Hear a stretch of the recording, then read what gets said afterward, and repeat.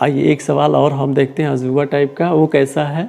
Confusion होता है बहुत लोगों को, आज मैं कन्फ्यूजन को दूर करूँगा। देखिए मेरे पास कुल 100 रुपया है। कितना रुपया है? 100 रुपया है।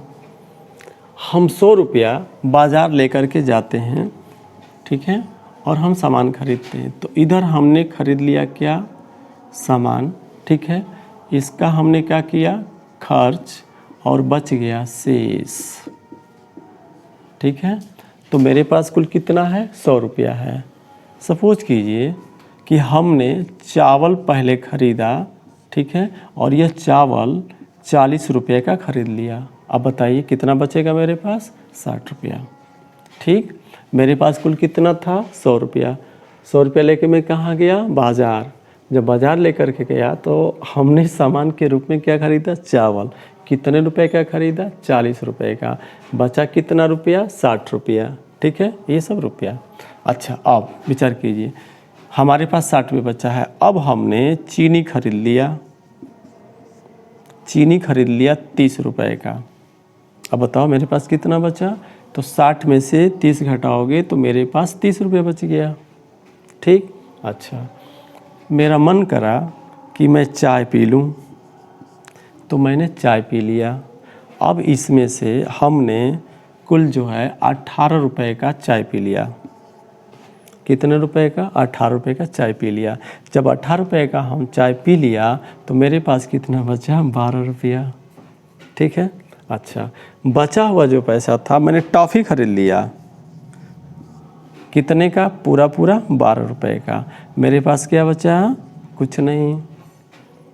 अब हम लोग बैलेंस को मिलाएंगे। अब देखिए क्या हो रहा है, इसको मिलाएंगे तो देखिए ये हो गया आपका 102 रुपया। जोड़िए 160, 30, 90, 12 जोड़िए तो 102 रुपया। और यहाँ आ जाइए, इसको जोड़िए तो 18, 30, 60 और 40, तो ये हो गया आपका 100 रुपया। देखा कितने का अंतर हो गया? 2 रुपये का। 2 रुपया समझ में नहीं आ रहा किधर गया और कहाँ से आ गया। इसका 100 जो मैंने खर्चा किया है कुल कितना है? 100 रुपया। 100 रुपया लेकर के गए थे, लेकिन जब हम इसका मिलान कर रहे हैं तो 102 रुपया हो रहा है। ये कैसे? ठीक, अब इसको हम लोग फिर से समझेंगे। 2 मिनट के लिए आप इस पर विचार कीजिए, फिर मैं आपको बता रहा हूँ कि ये कैसे। चलिए बहुत दिमाग लगा लिया होगा, पहले तो देखिए कैसे कैसे हुआ है। विचार करेंगे। वास्तव में अगर ये देखा जाए तो ये गलत है। तो गलत क्यों है? क्योंकि जो लेखा जोखा होता है वो इस तरह से नहीं होता है। अगर इस तरह से तो मान लो कोई 100 करोड़ रुपया जो है अगर लेकर के गया है तब तो उसको 102 करोड़ रुपया देना पड़ जाएगा, तो होगा नहीं। तब तो 2 करोड़ का हिसाब किताब हो जाएगा, कितना बड़ा हो जाएगा हिसाब किताब।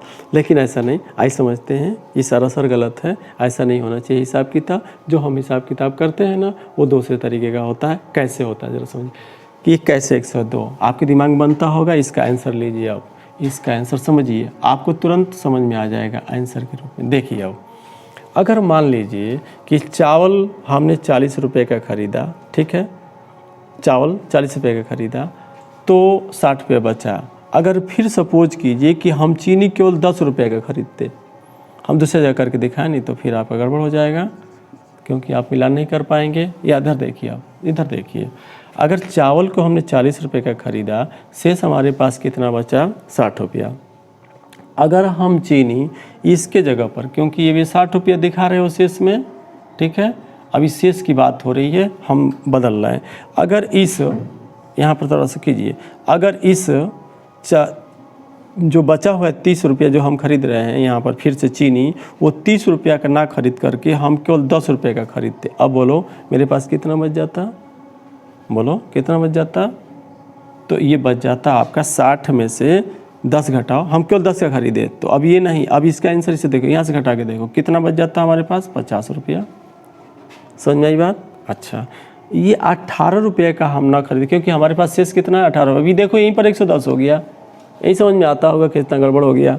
अगर यह फिर हम 10 रुपये का ही चाय खरीदते तो अब बताओ यहाँ जो बचता वो क्या बचता, 40 रुपया। देख रहे हैं गड़बड़ी। अगर फिर हम जो टॉफ़ी खरीदे हैं वो 10 रुपये का खरीदते तो बोलो 40 में से 10 खरीदते तो कितना हो जाता, 30 हो जाता। अब बस इसी को जोड़ के देखो, ये 180 हो गया है। देखो तो कितना हो गया है, 180 रुपया हो गया है। अब बताओ क्या ये सही है, नहीं हो गया ना। अगर सोचो इसके जगह पर अगर हम चावल को केवल 1 रुपये का खरीदते तो कितना हो जाता, 99। अगर हम चीनी 1 रुपये खरीद लेते तो फिर क्या हो जाता, 98। जोड़ो तो कितना हो गया, ये तो हज़ारों में चला जाएगा अगर ऐसे करेंगे तो क्या ये सही था जो पहले था, नहीं भाई। ये सब सारा क्या है, गलत है। ऐसे पैसे का हिसाब किताब थोड़े होता है।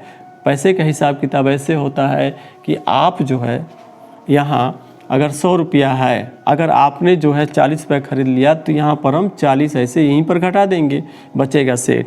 फिर हम 30 रुपये खरीदेंगे तो फिर यहीं 30 रुपया घटाएंगे, ये घटाते जा रहे हैं, फिर बच जाएगा 30। फिर यहाँ पर हम 18 का घटान करेंगे तो फिर क्या बच जाएगा, 12। और फिर 12 का खरीद लिया तो पैसा क्या हो जाएगा, 0, शेष 0, आपके पास कुछ नहीं बचा। तो ये बैलेंस नहीं बताया जा सकता इसके द्वारा, ये सरासर गलत है। कहीं मैंने वीडियो देखा था, उस पर कमेंट्स किया गया था कि ये आखिर कैसे होता है। इसको हटा करके जो पहला था ना, इसी तरह का वीडियो देखा था। तो मैं बच्चों का कन्फ्यूज़न दूर करने के लिए आज मैं इस चीज़ को बता दिया हूँ कि ऐसे नहीं, बल्कि ऐसे लेन देन जो होता है इस प्रकार से किया जाता है। कभी इस तरह से मत कीजिएगा, ये कभी भी आपको बैलेंस नहीं बताएगा।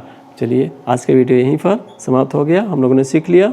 धन्यवाद। विकास कोचिंग रसड़ा।